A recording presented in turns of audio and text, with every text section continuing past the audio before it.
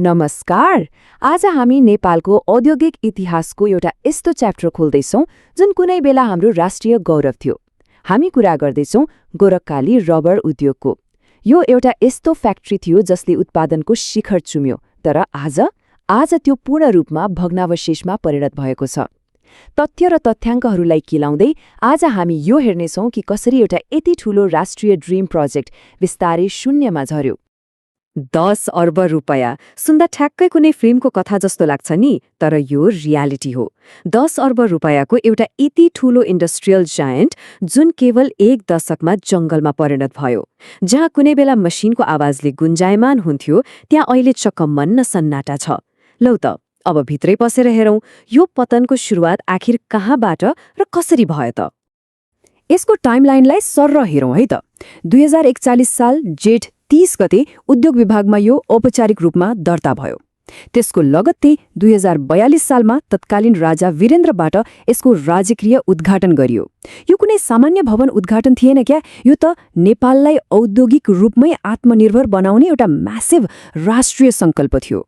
2050 को दशकसम्म आइपुग्दा त यसले आफ्नो व्यावसायिक उत्पादनको पिक नै छोइसकेको थियो। तर कथाको अन्त्य एकदमै दुःखद छ।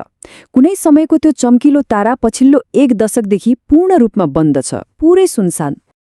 अब यो नम्बर हेर्नुस् त, 670। यो कुनै सानोतिनो अङ्क होइन नि। गोर्खा नगरपालिका 13 मजुवामा अवस्थित यो उद्योग करिब 670 रोपनी जग्गामा फैलिएको थियो।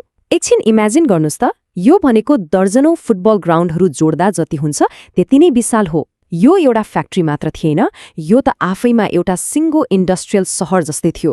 यत्रो ठूलो पूर्वाधार त्यति बेलै बन्नु भनेको नेपालको एम्बिसन कति ठूलो थियो भन्ने कुरा प्रष्ट देखाउँछ।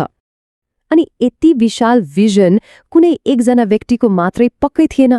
यो त पब्लिक प्राइभेट पार्टनरशिप र अन्तर्राष्ट्रिय सपोर्टको एउटा पर्फेक्ट इक्जाम्पल थियो। नेपाल सरकार र सर्वसाधारणको प्रत्यक्ष लगानी त छँदै थियो, त्यसमाथि एसियाली विकास ब्याङ्क जस्तो ठूलो अन्तर्राष्ट्रिय संस्था र मित्र राष्ट्र चीनको सपोर्ट पनि यसमा जोडिएको थियो।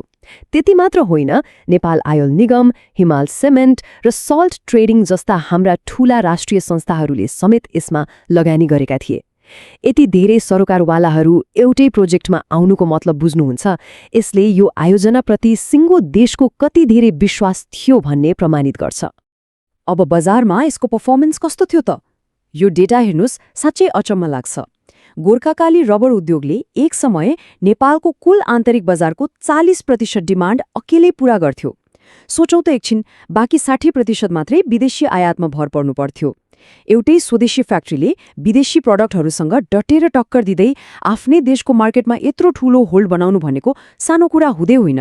यो हाम्रो औद्योगिक इतिहासकै एउटा गोल्डन एरा थियो। अनि यहाँ साँच्चै इन्ट्रेस्टिङ कुरा त यसको प्रोडक्सन क्यापासिटीमा छ। वार्षिक 1,20,000 हेभी र लाइट गाडीका टायरहरू उत्पादन गर्ने टार्गेट राखिएको थियो। हुन त यसले आफ्नो 100% टार्गेट मिट गर्न सकेन, तर पनि वर्षमा 88,000 वटा टायर उत्पादन गर्नु त्यो समयको लागि एउटा म्यासिभ अचिभमेन्ट थियो। वार्षिक 88,000 टायर आफ्नै देशको माटोमा बन्दा देशको पुँजी र अर्थतन्त्रमा कत्रो ठूलो बुस्ट मिलेको थियो होला हामी सहजै अन्दाज लगाउन सक्छौं।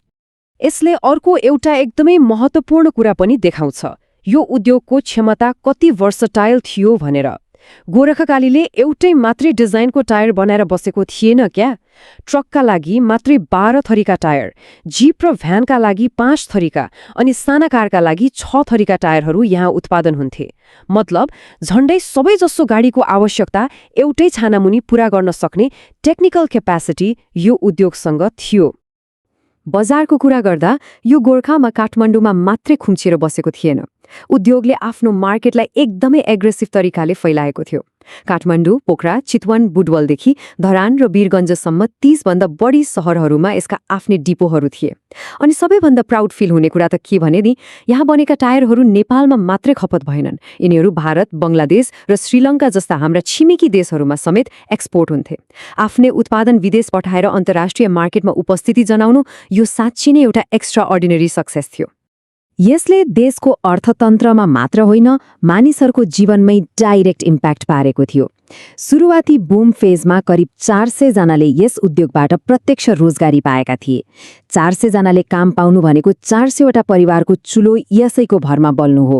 अप्रत्यक्ष रोजगारी र लोकल बिजनेसमा पुगेको फाइदाको त कुरै छोडौं, यसले हाम्रो राष्ट्रिय पुँजी निर्माणमा साँच्चै नै ठूलो रोल प्ले गरेको थियो। तर यो सुनौलो युग सधैँ कहाँ टिक्यो र? हिजो र आजको अवस्था कम्पेयर गर्दा एकदमै विरक्त लाग्छ। एकातिर त्यो गोल्डन पिक 400 जनालाई रोजगारी, 30 भन्दा बढी शहरमा डिपो, इन्टरनेशनल एक्सपोर्ट र वर्षमै 88,000 टायरको उत्पादन। अनि अर्कोतर्फ यो वर्तमान पछिल्लो 1 दशकदेखि यो पूर्ण रूपमा बन्द छ। जुन मसिनहरूले कुनै बेला देशको अर्थतन्त्रलाई कुदाउँथे, अहिले खिया लागेर कामै लाग्ने भएका छन्। पुरै हाता सुनसान छ र जहाँ कुनै बेला कामदारहरूको चलपहल हुन्थ्यो, त्यहाँ अहिले झाडी र झाडपात बाहेक केही छैन। 10 अर्ब रुपियाँ, यो फिगरलाई एकछिन यत्तिकै हेरौँ। यो अङ्कले हाम्रो राज्य संयन्त्रको असफलतालाई एकदमै नराम्रोसँग दर्शाउँछ। आजको दिनमा करिब 10 अर्ब रुपियाँ बराबरको राज्यको सम्पत्ति यसै खेर गइरहेको छ। यो कुनै फलाम र इटाको मात्रै भ्याल्यु होइन, यो त देशले गुमाएको एउटा ठूलो अवसर र लगानीको भ्याल्यु हो, जुन अहिले अक्षरशः माटोमा मिलिरहेको छ। अहिलेको रियालिटी सुन्दा साँच्चै आङ सिरिङ्ग हुन्छ। करिब 10 अर्ब रुपैयाँ बराबरको सम्पत्ति र सयौं रोपनीमा फैलिएका ती संरचनाहरू अहिले झाडी र झारपातले झपक्कै ढाकिएका छन्। अहिले त्यो 76 रोपनीको सुनसान कम्पाउन्ड कुर्न केही सिक्योरिटी गार्डहरू मात्रै ड्युटीमा छन्। सयौं कामदारहरूको पसिना बगेको ठाउँमा अहिले केवल खिया लागेका फलामहरू छन्, जसले त्यो सुनौलो अतीतको मौन साक्षी बसेर हेरिरहेका छन्। अब अन्त्यमा हामी सबैले आफैलाई एउटा गम्भीर प्रश्न सोध्नै पर्छ। जब कुनै समय सिङ्गो राष्ट्रको पूर्वाधारलाई हाँक्ने हाम्रो एकमात्र रबर उद्योग यसरी झाडीमा परिणत हुन्छ भने हाम्रो भविष्यको विकासको ब्लुप्रिन्ट चाहिँ कस्तो होला त?